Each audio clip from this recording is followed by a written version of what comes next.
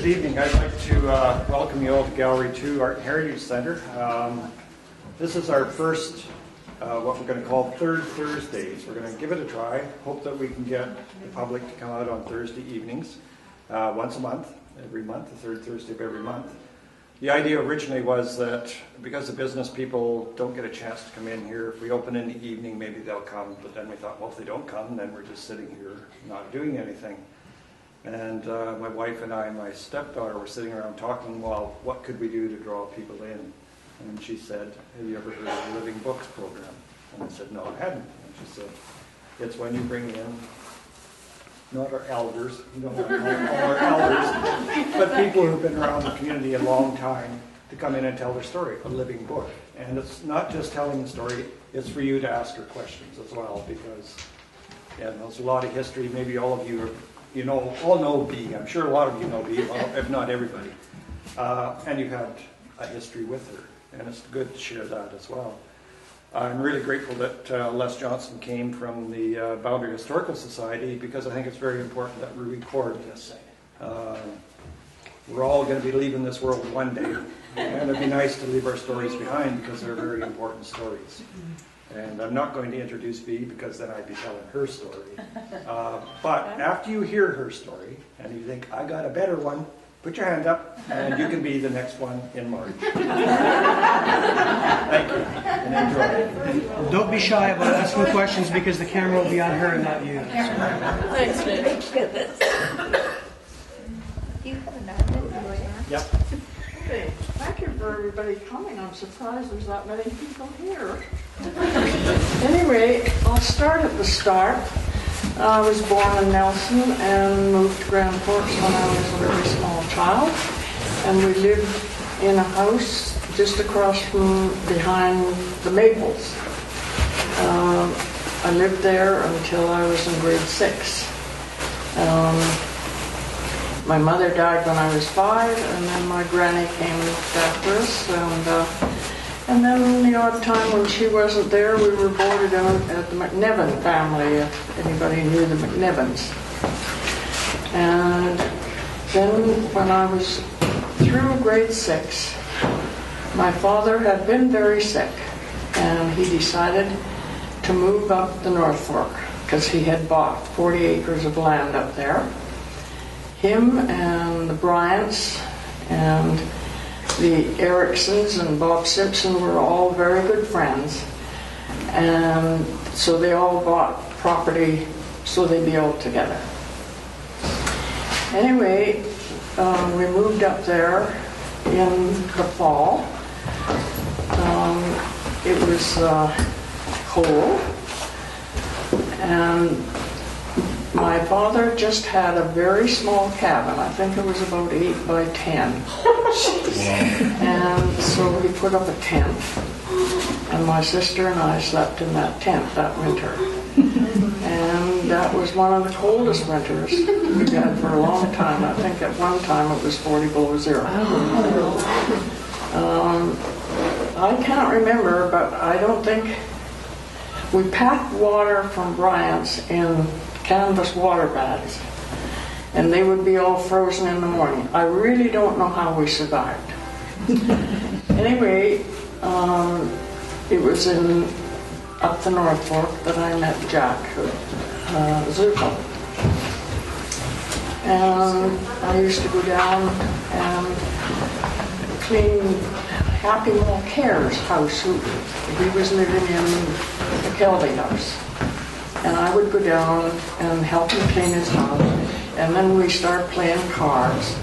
And then my husband and another friend of his, they came over, and then we were playing 4 people instead of 2. Anyway, then he walked me home, and that was the beginning. And I don't know, I suppose it was maybe a year and a half later, that we got married. We got married in this very building at the government office by a Mr. Harrison, who was the government agent. I think it took all of 3 minutes. And my sister and her husband stood up with us. And then we moved up the North Fork, we moved up there, and I lived with them until we went to Braylorn, which is a mine, Braylorn Mines. It's up on a Littlewood, up in the hills there. And we were there for, I don't know, a couple of years. And then because he was well known in the mining field, he had an offer from Major Davis, who used to live in Nelson, and he was well known, to go up to the Red Rose Mine in Hazelton. So we got onto a train. That was very exciting. Went up, it was the PG&E then.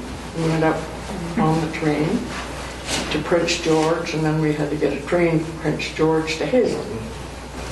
And the mine was about 27 miles out of town, and they didn't even have the road built in there yet. So I stayed in Hazelton for a while, and then when they got the road built up to a certain point, another tent went up. And they built a framework for a bed, with boards about that high. And I would go out and pick fir boughs about that high and stack them all like that. And that was our bed. And then when all the needles fell off, I had to wait for a dry day, go out and pick more bed things. So that's how I made the bed. Anyway, then we moved up to the mill camp. And I was there in another tent. And I used to help the cook with the cooking. But all he had to cook on was a 45-gallon drum with a steel plate on the top. And there was a lot of mosquitoes, a lot of bugs. And he made hotcakes and stuff for breakfast. And then it was either stew or steaks. And he always had a stew pot on. And when he would lift the lid off the stew pot, anything that was flying over ended up in the stew pot. So you had to really watch what you were eating. And I had a little teeny weeny stove that they brought in on horseback. It was a little wood stove, but it had an oven in it. So I baked a cake every day.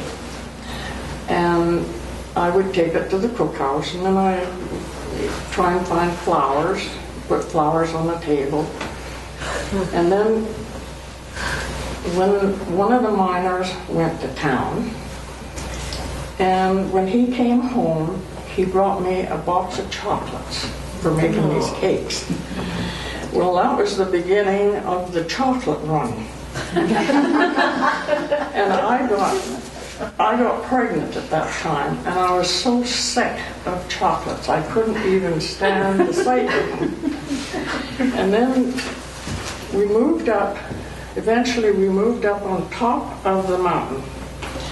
And if you've seen these mountains at Banff, where they're very high and they go down like this, we lived on a ledge. In fact, I have a picture here, but it really doesn't show the ledge, except you can see that it comes up on both sides here. And my little house was in between the bunkhouse and the cookhouse. And that was the generator shed. Anyway. Can we pass that around? Can we pass that around? Sure. When they built my house, our house, been living alone too long. Anyway, when they built our house, it was green lumber. And when I moved in, there was still ice on the walls. And because it was so windy, I'm sure a lot of you have been up skiing in high mountains and you know what the wind is like. Anyway, they put 2 cables over the top of the cabin, and they were buried 6 feet in the ground, tied around the logs. And it was a good thing they did, because later on in the wintertime, the men in the bunkhouse, they'd take their braces down and dash out to the toilet, and then they would wait, the next one would wait for that guy to come in, and then he would be dashing out. One guy opens the door to go, and there's the toilet going over the hill. So I had a little toilet, a one-holer. They had a two-holer. So then everybody had to use my toilet. Anyway, long story short, we lived up there.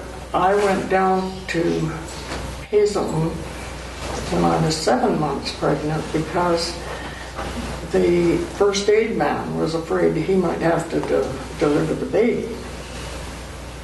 So there was only one way for me to get down, and that was walk. At 7 months. And there was patches of snow, very badly packed from the wind. My husband came down with me, and when I would get on one of these patches of snow, because I guess I was heavier than he was, because I would break through the snow. By the time I got down to the mill camp, I am soaking wet. Anyway, then went to Hazelton and waited until the baby was born. Good thing this water's here.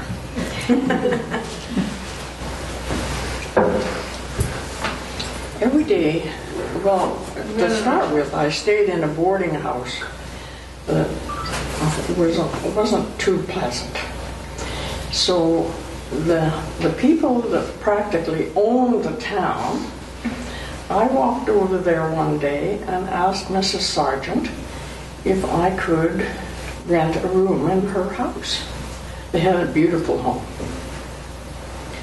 And she said, no, we don't rent rooms to people. But she said, I'll have you come as my guest. So I stayed there, and every day I would walk out to meet the mine truck in case my husband was on the truck. And sometimes I walked 2 or 3 miles. Anyway, had the baby, and I was in the hospital for 12 days. In those days, they kept you in longer. And then we got up to the mill camp, and the only way to get up to the mine was on an ore. They have towers, and they have lines, and these ore buckets. And we sat in the ore bucket and were hauled up to the mine. Now that would be at the top of the picture, if anybody's looking at it. And then the wind was blowing, and my husband was having a fit. And so he got after the poor man at the top that he'd gone too slow. Anyway, there's a track that comes down the mountain to the cabins. And when we got on that thing, he brought us down really fast. And I guess the baby's ears plugged or something, because she started to cry. We got in the house, she started to cry, and so did my husband. Anyway, I used to help the cook in the cookhouse. And the cooks in those days, if they were alcoholics, and a lot of them were, there was no alcohol in the camp. And so the cook would drink all the extracts, the vanilla, and he would get drunk, and then I would have to go in and finish the meal and wash the dishes and so on. And finally they found extracts with no alcohol in them. Anyway, I learned a lot from that cook, and learned how to make pies, but of course Sylvie will say I never made too many. Anyway, we were up there for, I don't know, 2 or 3 years, I guess. Then I got pregnant with my son. And my daughter, her blood was getting too many white blood corpuscles from the thin air. So Jack decided that, or somebody decided, that we would move to Trail because this mine was a chemical mine. So we moved to Trail and lived there for a while. And then we moved back to the North Fork when Jack's mother died, and then the father wanted us to go, so that's where we lived there for a few years, and I loved every minute of it. And Gigi Rossi and Anna taught me how to make cheese, and the Italian people up there had the cheese, the market in Trail pretty well sold up, out, and so we were lucky if they took our cheese. So I put on my best bib and tucker and my husband and a big knife and a scale, came to Grand Forks and went door to door selling cheese. And that was my first sales experience. Anyway, then the farm didn't work out because, long story, that's another story. Anyway, he got another call from a mining engineer to come to Oliver, to Fairmont Mine, where we lived there for, I don't know, a year, maybe. And we lived in one of those things that they have on the back of a big hauling truck. What do you call those? An echo trailer or a camper? A trailer, yeah. We lived in one of those. It had no windows. And we slept in the cookhouse, in a bedroom that was in the cookhouse. I had 2 kids by this time. So then we got very sick. And that was a tough time because I looked after him. He wouldn't go to the hospital. So eventually he got better, and then we moved again. They built us a house up there. We're nicely settled in the house. We got the furniture from Grand Forks, including my piano that I'd had all my life.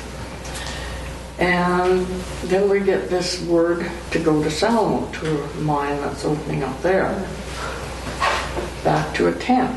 My piano and everything was left in the house. So it was in Salmo, we were there, and then they built us, we lived in this tent for the summer. That's where we were living when Sylvie was born. Well, we just moved into the house, and then Sylvie was born. And then we weren't in the house very long. Jack got sick again. So when he finally went to the doctor, and they sent him in Salmo, they sent him directly to Nelson. And I don't know, a couple of days later, I drove to Nelson, and that's when he told me that he had TB. And I don't think I had Sylvie with me. Anyway, the doctor there told me to go to the welfare in Nelson. So I went back to Nelson. I've got baby Sylvia in my arms. And they say to me, well, you should go to the welfare, or maybe you should adopt your baby out. Well, I couldn't get out of there fast enough. And I never did apply for welfare for years. Anyway, they took Jack, or flew Jack to Tranquil,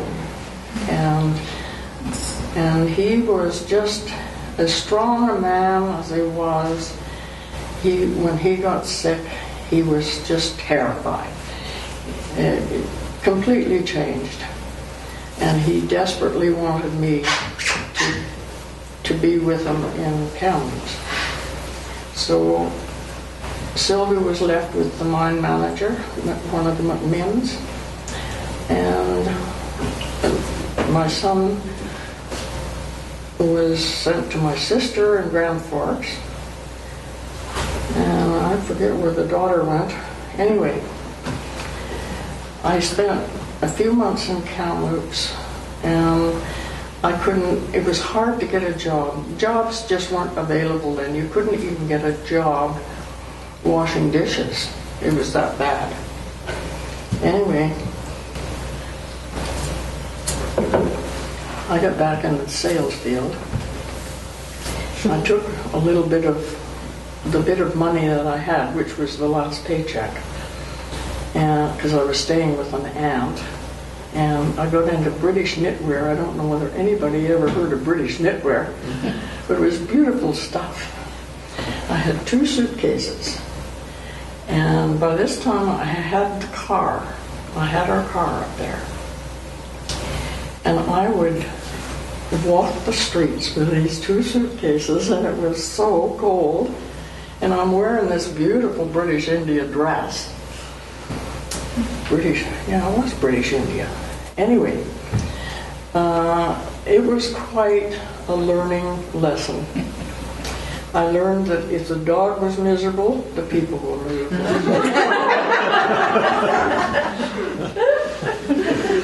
So I got to be choosy about whose door I knocked on. And eventually I got a job out in Tranquil, which was heaven. I was able to stay in the girls' I don't know what they call them, staff house, and I worked there. And then I don't know how many months I was there, and then the doctor, the same doctor I knew for years and years along the road, he summoned me to his office, and they told me that Jack only had a year to live, a month to live, never mind. So I had been corresponding with a cousin in Castlegar, and he was telling me about Dr. Goreski. Did anybody know Dr. Goreski? And so we're wheeling him out of the SAM, ready to go home, and he panicked. And he said, maybe we shouldn't do this. And you know how you come to a crossroads in your life, and you should have done this, but you did this? Well, I should have said to him, it's your decision. But I didn't. I took control. We got to Castlegar, got the furniture from Selmo out of the house. And actually I had him up walking. He was doing so well. I mean, he'd been bedridden, and I had him up walking, and I thought, gee, this is great. He's getting better. Mm-hmm. So then I took him to Nelson, to the same doctor, and he said, no, there's no change. And so then Jack's, I don't know how that worked out, but anyway, the father bought a house in Kennard, and we lived there. And excuse me, I feel like burping. Go ahead. You're allowed. Anyway. You're allowed. Get her a beer. I had John McMinn, who was the head honcho at Selmo, got Jack's death insurance from Comenco. I mean, this kind of blew my mind. Anyway, we got $2,000, so I built a room on to the end of this house so that I could have the children back with me. And then he wasn't in contact with the children. Anyway, Then one day Dr. Goreski said to me, you know, he'll live as long as you're there to look after him. And then he said, he might even outlive you. So, what do I do now? And it was affecting the children. It was not good for the children because kids were telling them, don't play with those Zucco kids because their dad's got TB, etc. So anyway, to get out of this, I managed to get myself pregnant, and he had to go back in the center. And when I had Dee Dee, the youngest, they gave me a blood transfusion because they figured I needed more energy, I guess. Through that blood transfusion, I got TB. I had never even had a positive patch test, if anybody knows what a patch test is. And I'd never had a positive patch test. And then the next time the nurse came, they gave me a patch test, and it just... So, there again, we have to pack up. Kids were boarded out, and I went to Pearson, where my husband was. So we're both in Pearson at the same time.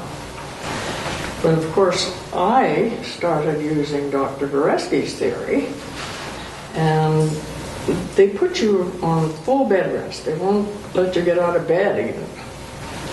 And so every minute the nurse was out of the room, I was out of bed. And I was in a room with 3 other girls. I used to do their hair and, you know, anything to keep busy.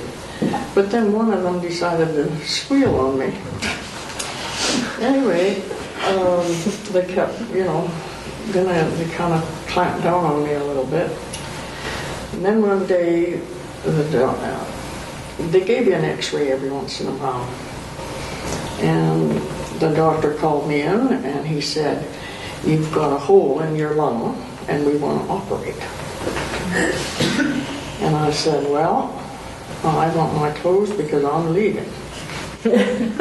And I didn't have positive sputum, so I couldn't give it to anybody.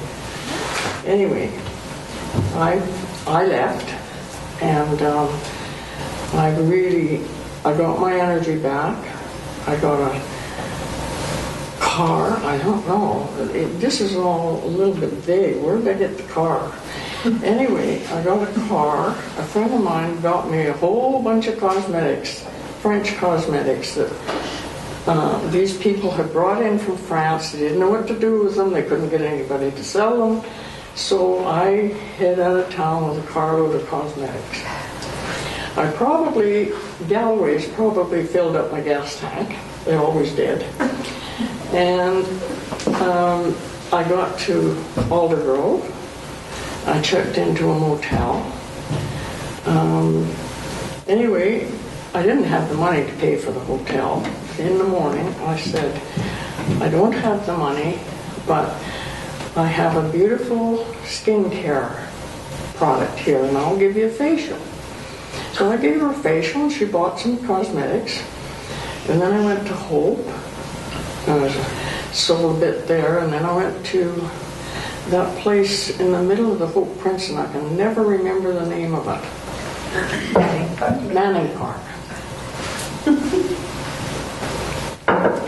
Anyway, I talked to somebody there, and they put me in the girls' staff quarters to stay there for the weekend. So, of course, I sold all the girls some cosmetics. And then I drove to Princeton. And by that time, I had enough money to rent a motel for a week. And I bought some groceries. And I think I had $2.79 left. And I stayed in that motel for a week. But I got out and did my selling thing. But I was also really working with Dr. Goreski's theory. And I went to a beauty shop And she said, oh, well, you can come in here and give my ladies facials and sell them cosmetics, which I did. I was there. And then she introduced me to somebody at the nurse's home, so I went up there and sold more. And I don't know, I think I moved in with them because they got to be really good friends over the years, and I never went through Princeton without stopping to see them. Anyway, I got through to Castlegar, and I guess I took some time off there. And I don't know, I'm 90 years old. I'm having a hard time remembering everything. It's a long life. You know what you didn't explain is that Dr. Berensky? Goreski. What was his theory? He had a completely different philosophy. He said all diseases were caused from different emotions. Okay. And he actually wrote a book which never got published, telling the different emotions that cause different diseases. It was almost like recipes. And doctors would send people to him to find out what was the matter with them. So, no, it was a very simple theory. I learned it well enough that I actually used to go out and work with his patients. Anyway, where was I? I interrupted you. You were back in Castlegar, I think. Yeah. And I was looking to see where I was So going. fast. Yeah. Where'd you go from Castlegar? Oh dear.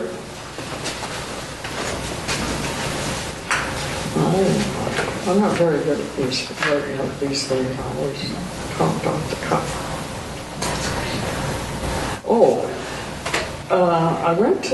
I moved the kids down to Langley, and we go to White Rock Beach, and I'd buy a watermelon and some wieners, and we had good times there. And then I moved into New Westminster. But in the meantime, I'm trying to get something from a doctor that tells us he's got silicosis. Now, that's when I decided, we were living in New West, and so I decided to go and sit on the compensation steps. I took the 3 kids with me, and we sat on the outside steps, and then we moved inside. And I'll never forget it, my oldest daughter had made, well, maybe all the kids had go in it, but anyway, they made popcorn balls. I think we lived on those that day. I can't remember. Sylvia probably remembers. Anyway, then we went home, and of course, at that time, I had a lawyer. Somebody lined up a lawyer for me, but he was a lawyer for the mining companies. So he wasn't gonna. And when I told him that, when I found out that the compensation board is an arm of the government and it protects the government from being sued. So then I decided, well, I'll just take the kids and go to Victoria.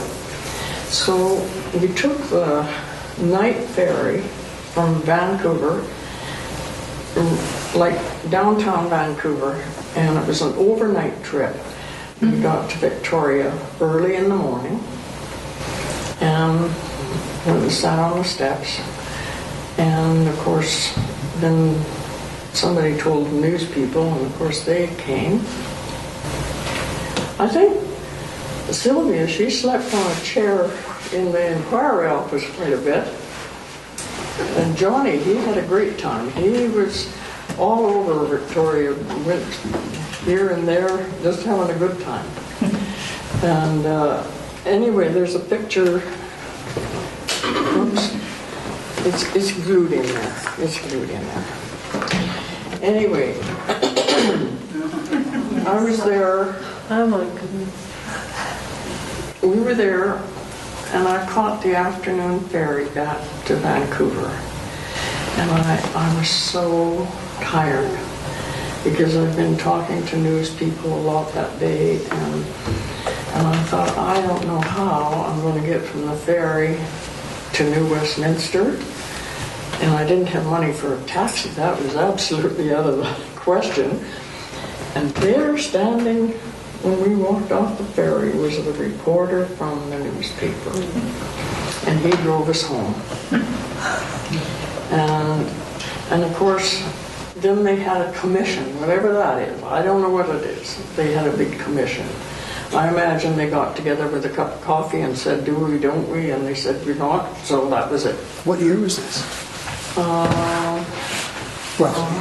55. So when I found out that they weren't going to do anything, when there was an election coming up, I went to Victoria again by myself. And there's a picture in there of when I sat on the steps. I think I was there for 19 days. And after, I was sleeping in the car, and after a few days, I don't know how many days, there was a mining engineer by the name of Jeff Gilbert and his wife, and she had been the head nurse in Trail for years. And he had been up at the Red Rose, and being in the mining business. Anyway, they invited me to stay with them in the evenings. So I'd sit on the steps all day. I was knitting one of those Indian sweaters. In fact, I knit the whole sweater while I was there. And I don't know how I managed to eat. I can't remember. Probably didn't eat too much. Anyway, I would go up and stay with them in the evenings, and it was just wonderful. It was like the ridiculous to the sublime. It was just wonderful. And then I go back in the morning and sit there all day. Now, in this time, I tried to get to see every one of the MLAs. And most of them, it wasn't too hard to get to see them. But I don't know how many times I wanted to talk to Robert Bonner, who was the Attorney General. And finally, I broke somebody down, and they said, okay, you got 5 minutes. So I went in, and 2 hours later, he walked me right out to the front door.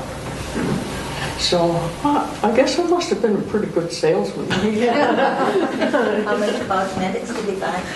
Yeah, I had cosmetics.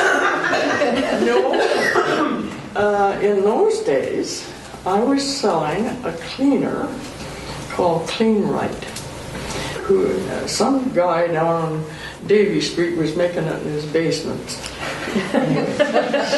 I was selling that, and in fact, I ran across it not too long ago, and I sent for a case of it. And when my son came over, I showed it to him, and he said, "Oh, I remember. We used to go and sell that door to door, except they now call it Clean Glow, and it is a wonderful cleaner."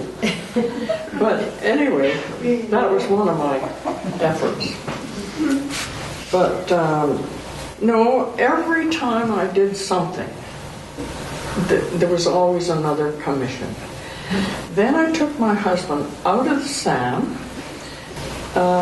We drove down to Bellingham. How I made the arrangements, I don't know.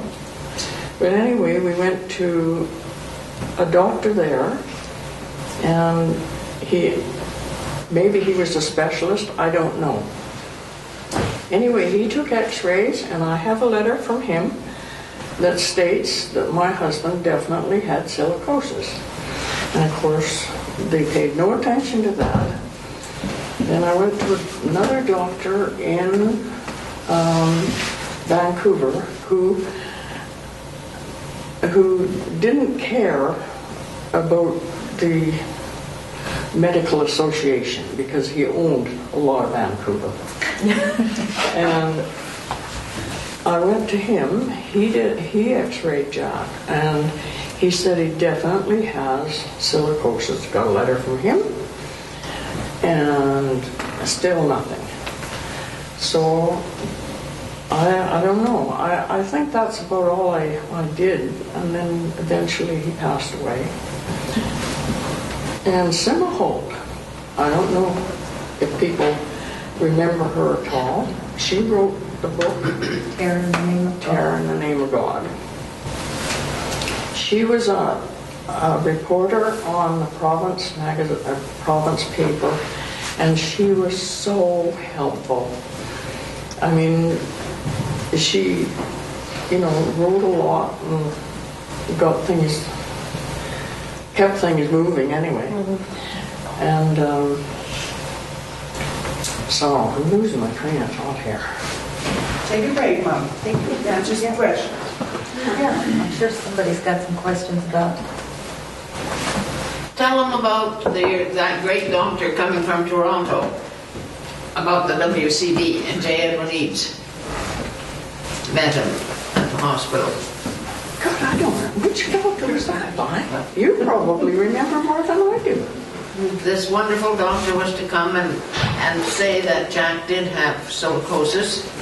And I was listening to Bill Ray on CKNW all day, and everything was great. And that walks in the door at night about 10 o'clock, and I thought, and he had never come. And it said on the radio all day that he had come, and all he'd done was come, gather the money, and go back. And he never saw Jackson or any of the other men with silicosis. And when Bea came in the house that night to our place, I thought she was going to just fall over. She was so tired. And yet the radio report said something totally different. And that's what I believed till I saw her walk in the door. So I don't have much faith in those reports anymore. There's a lady that saved my life more than once. She looked after me and fed me when I was worn out. She'd look after me. And they always filled my gas tank up and fixed the cars, and they looked after me. So anyway, Jack had a very interesting experience. He was terrified to die. He was just so afraid of death.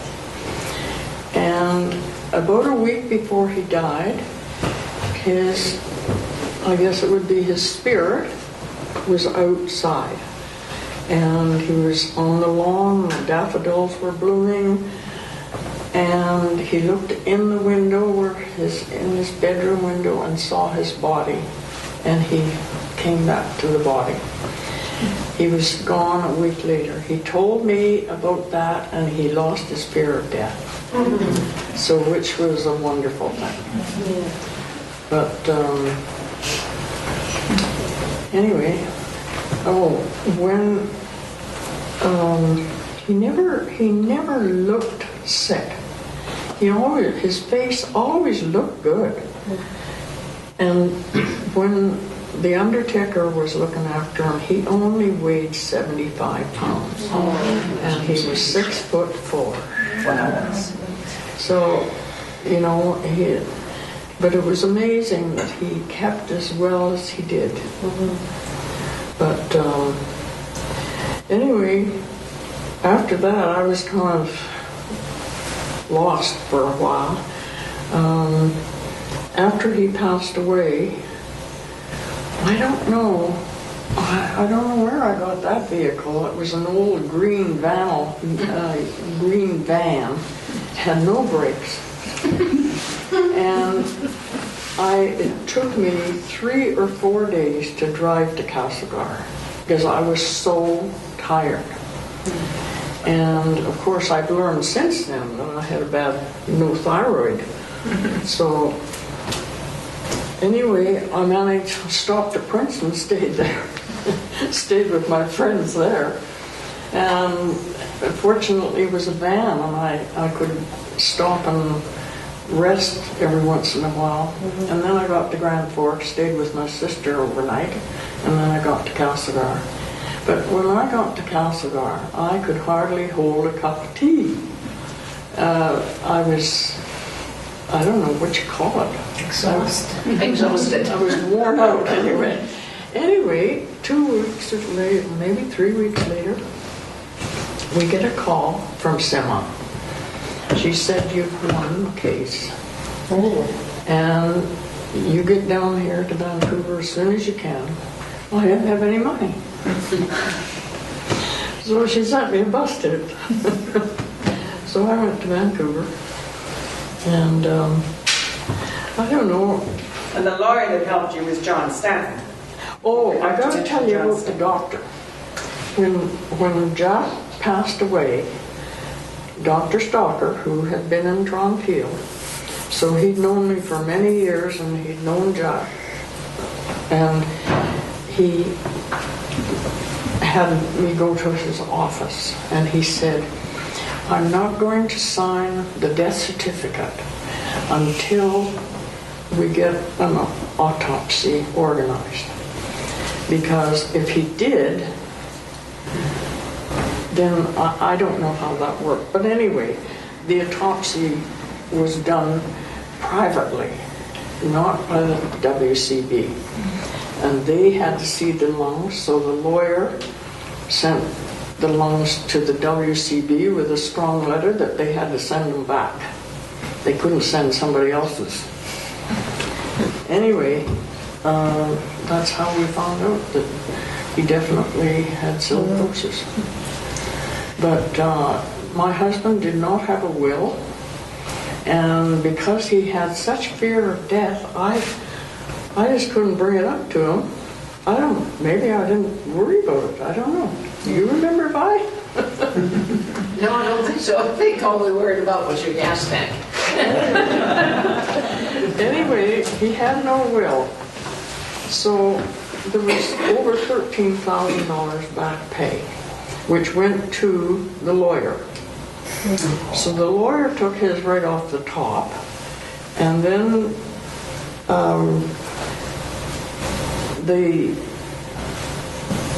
the rest was divided between 5 of us, the children and myself. And I had enough to put a down payment on a trailer and a car, and I went to work. We were living in New Westminster then for a while in the trailer, and I went to work selling First Investors, which was kind of a, save money thing. And of course I didn't understand because I didn't have any money to save. And then I really worked hard at trying to sell insurance and today I still ask people if they have a will, because so many people don't have a will. And anyway,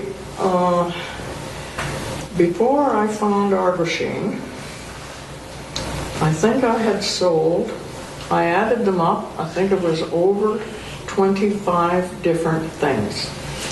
But they all wanted a weekly report. It was hard enough for getting out there trying to sell the stuff.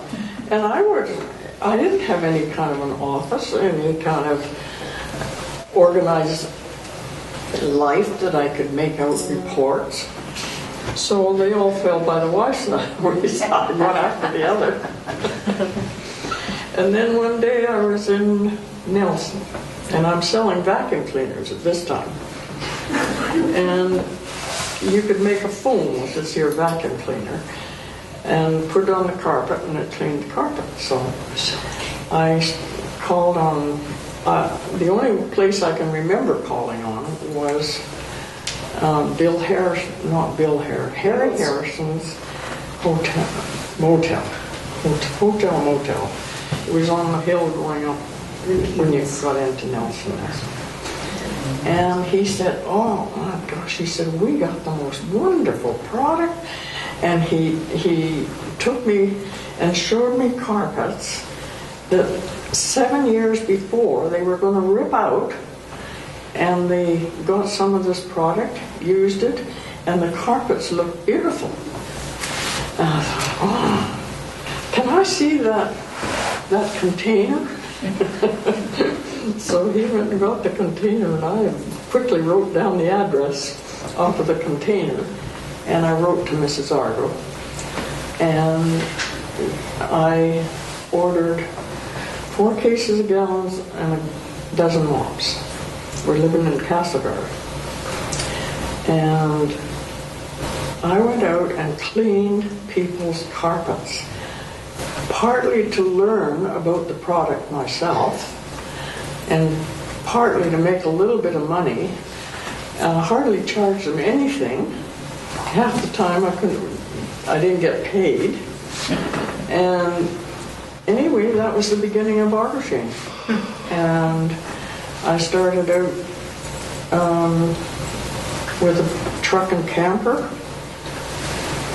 And then, but in the meantime, I had worked for the Nelson News. And I was looking after the paper boys, selling advertising, going to all these meetings, writing stories, and I'm making $250 for all this. And I'm driving back and forth to Nelson in my truck and camper, and I'm not making any money. I'm spending it all.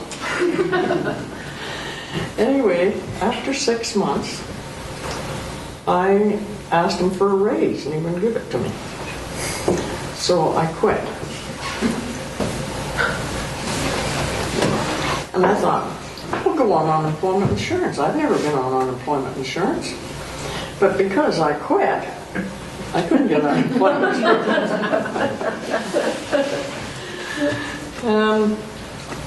Then I worked for a dentist.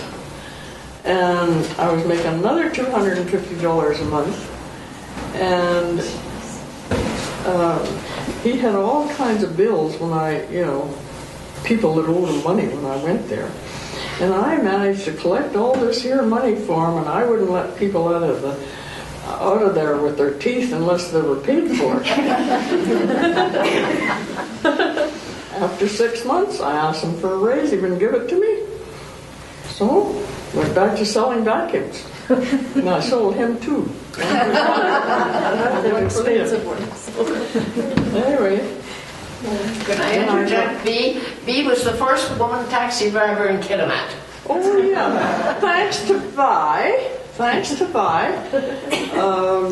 She had a friend in Cloverdale, and this friend was going to Kitimat. And I guess it was one of those times when I'm kind of worn out. So, yeah. And so, did you pay for that? I don't remember that. I don't remember paying for it. Anyway, I got on the ship, went up to Kitimat with this gal, and when I opened my suitcase, there's $25 from Mrs. Gallagher. She just looked after me. She was my angel. Anyway, I was selling silverware at this time, and I had no car, and I knew the guy, the police, that was the head sergeant or whatever you call it up there. And I went to him, and I guess I sent the buy for my B license. I don't know. I got my B license anyway. I already had it, and I got my B license, and went driving taxi in Kitimat. Now that was an experience. There was 14,000 men there, 2,000 women, no way out of there. You had to go by boat. You couldn't drive out. And I had a couple of unhappy experiences there, but I survived, because I knew the police, and they knew I knew the police, so that was a protection. Anyway, I was busy getting a petition to take to the government. And I don't know whether I still have it or not. It was a big roll of papers rolled up. And wherever I went, I had this here thing, getting names on this petition. Well, that's a waste of time. I mean, they could care less. What was the petition for? Get compensation. This was before he passed. Oh, this before he passed. You Okay. pay it when it's.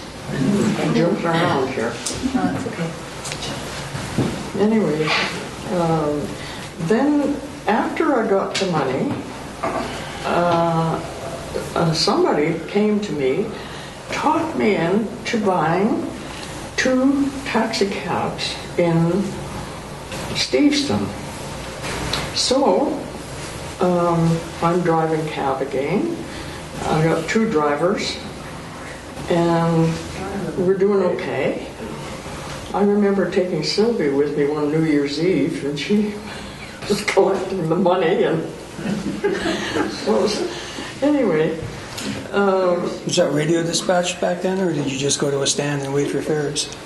No, they gave you fares. We had radios in the car. Coral cabs. Coral cabs. Cabs. Coral cabs. cabs. Anyway, this was run by an ex-policeman who thought other people were stupid. And I was, because I didn't check into it good enough. Anyway, he wanted me to keep those cars on the road 24 hours a day. I wasn't making enough money as it was, and I said, no, I can't do that. And so he said, well, you have to, he's the boss. Then I find out the cars are in his name. They're not even in my name. I have absolutely no protection. I'm paying for these cars, but they're his. So when I found that out, I just drove him home and didn't go back to work. And, well, he was having a bit of a conniption fit. And eventually, February rolled around, and license time. So he phones and says, you can't drive those cars if you don't have a license on them. I said, well, that's your problem. If I have an accident, they're in your name, that's your problem. So I don't care whether they got a license or not. Anyway, then he was going to take me to court. And he hired, his lawyer was David Sturdy, and I don't know whether anybody remembers the Robert Summers case. He was an MLA from Castlegar, and David Sturdy was his lawyer. And anyway, he didn't win his case. Anyway, David Sturdy told him, he said, don't fight that woman, you won't win. So he dropped the case and signed the cars over. And then I'm stuck with 2 cars that need to be paid for. I have no way of paying for them. So somehow or other, I found somebody in Braylorn. I guess I put an ad in the paper. I don't know how I heard about it, but he wanted to buy one of the cars. Well, I don't have any money to drive to Braylorn because he wanted me to bring it to Braylorn. So I went to Pearson Hospital, and Jack's roommate, now Jack isn't there anymore, but Jack's roommate that he had, I borrowed $200 from him, and I wanted to give him some collateral. He wouldn't take it because he won his case through our work, as did 9 other people. And anyway, while I was in Braylon, when I got back, he'd passed away. And I thought, I wasn't that concerned because if it wasn't for us, he wouldn't have got the pension anyway. But then 2 thugs kept harassing me, coming to my door and trying to get this $200 because they said they wanted to send it to this man's family in Hungary or someplace. Anyway, they didn't give me any identification that they actually knew the man. I don't know. Anyway, I told Sim Holt about it. She told a lawyer friend of hers, and that's the last I heard of them.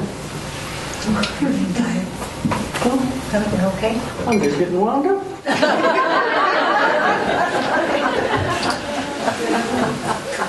How many years did the case drag on? From 1955 until 58. But he got sick in 49, so it was 9 years. We lived with it for 9 years. Yeah. So you're kind of in limbo. You have no home. And I bought this property that I have in Grand Forks in 1969. And the only way I was able to buy it was when I was in New Westminster, the bank manager there was very interested in what I had been doing.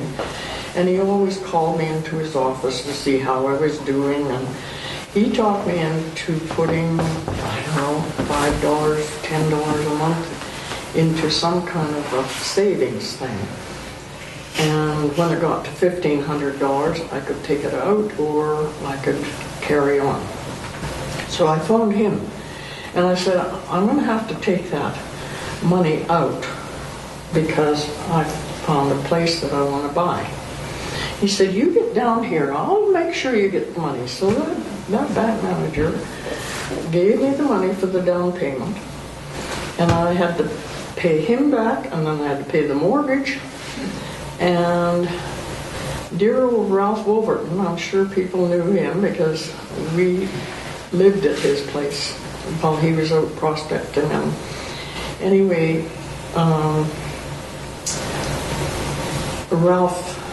I asked Ralph if he would hold a mortgage, and he did.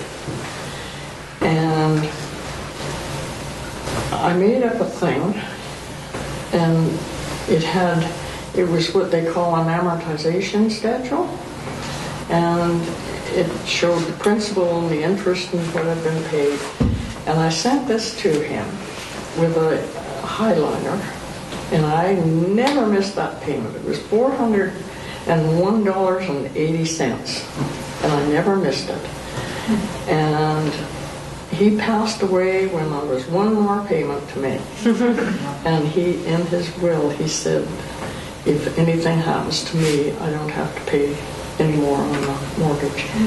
Anyway, a lot of wonderful people along the way. You had good friends. That helped me. I still have a few friends today where I used to stay with them, and just the whole thing, really, when you look back on it, it was a wonderful experience, but I wouldn't want to do it again. But An interesting fact too that apparently Mom and Dad spent their honeymoon night in the Yale Hotel. no, it was the Grand Forks Hotel. The Grand Forks, yeah. Pardon me, the Grand Yeah. Forks, yeah. Very good. One night.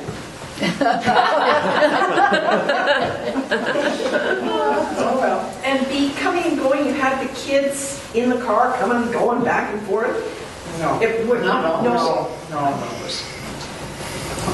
You were still far out. But for years I suffered with so much guilt. Yes, They were shuffled around, but I couldn't shuffle around. It just seems to run in the family. And the kids have all turned out really great. I am so proud of them all. I am so proud of them. They've all turned out to be wonderful citizens. They're hard workers, and I'm very proud of them.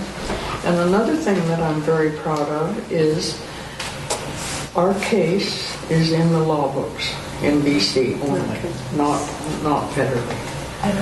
But it's nice to see your name in the law books. On the right side.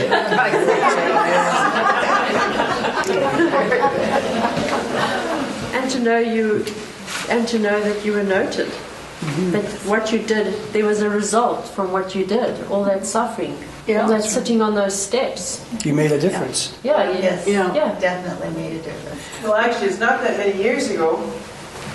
My oldest sister Margaret was home, and Mom got a phone call from Miss Janet Thompson, who was a CBC reporter. Oh, yeah. And her photographer flew out here for a day a day from Toronto and pulled all of this stuff out of the archives. And they were doing a story in Ontario because there was men fighting silicosis and were getting nowhere. And they pulled up Mom's story and they came out and interviewed Mom. That's when I found out that it wasn't. Did it help them? It wasn't anywhere. Nova Scotia is fighting this. When was that? But you know, 2 or 3 years ago. Yeah. the only thing I did for them was I wrote to them and said, if you want to protect yourself, because it'll be a miracle if they pay you ahead of time. But when you write them a letter, get a lawyer, write a good letter, and let them know if they have to wait till the men die, they're going to be sued. And it'll be a class action suit. So whether they did it or not, I don't know. But she, unfortunately, she ran a restaurant and she fought the no smoking thing and she allowed people to smoke in her restaurant. So that didn't sit too well, you know. But no, it was a good experience, a learning experience. I mean, I only got grade 8 in school, but you learn everything after you get out of school. Life experience. Is there any more questions that anybody has of Bea? B, how many people benefited from the work that you have done? Well, my husband put not only he did a lot of writing, and 9 other people, which I used to phone and get all their information, and, you know, and then after the whole thing was all over, I phoned them. They wanted nothing to do with me, and I couldn't understand that. And so I was talking to somebody, and I was hurt, you know, that these people had shunned me. And they said, well, they think that you're there to collect some of the, you know, to get a commission or something. That was the last thing in my mind. Yeah. Somebody probably told them that. Could be, or just scared. You know. Yeah. But sense of humor helps, and I tell you, I never saw anybody that was worse off than I was that I didn't say to myself, there, but for the grace of God, go I. Yeah. Bea, it's just been wonderful. It's really wonderful. Thank you very much.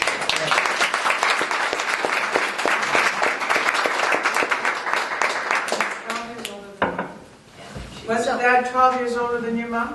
What was that? A question was, what was the question? How old was Dad when he died? 50. You were 35. I was 36, and he was 12 years older than me. Yeah. The 48. Yeah. Very young. No, he didn't die in 48 because I was born in 49. He has 48. He died in 58. He died April the 2nd, 58. Yeah. That's Yeah, fine. we went back when some of the family, I guess was it Margaret and Terry or Dee Dee and Margaret and Terry, when they were here, we went to Victoria, and it happened to be April the 2nd. Oh, it was. So I phoned the TV station, and they came down, and they spent I don't know how many hours with us. We sat on the steps again. So how many children all told did you have? 4. How many kids did you have 4. altogether? 4. Mark has a question for you, Mom. The work you did when they agreed to cover men with silicosis, it benefited any patient with silicosis, didn't it, from that point forward? Oh no, they have no problem getting a pension now. Yeah, that's what I said. Mind you, they've improved things so much in the mines. In fact, my husband wrote a thing about what they should do in mines. And now, there's much better air and, you know, it's a whole different fall under ballgame. that umbrella like black lung disease? What was that, Mark? Did any other conditions fall under that agreement to cover people with silicosis? Like miners who got black lung disease, for instance? No. And unfortunately, what's that stuff they put in the walls? Asbestos. You see, they can get really sick from that too. And I don't think they get any. No, there's no coverage for that, I do know that. You see, that's used in the brake wheels too, on your vehicles, or used to be, they're trying to change that. Ted? I just wanted to give you thank some you. flowers. Thank you very much for Thank you. a delightful evening of conversation and story, and Thank it's you, really Ted. been a pleasure to listen to it. And thanks, Sylvia, for bringing your mom down.